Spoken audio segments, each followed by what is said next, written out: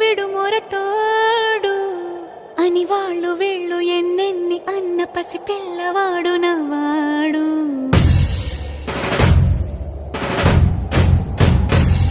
విడుముండోడు అని ఊరు వాడ అనుకున్న గాని మహారాజు నాకు నవ్వాడు.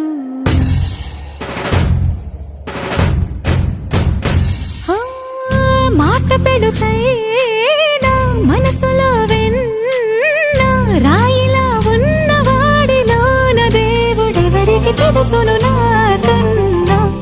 సూసేకి అగ్గిరవ్వ మాదిరే ఉంటా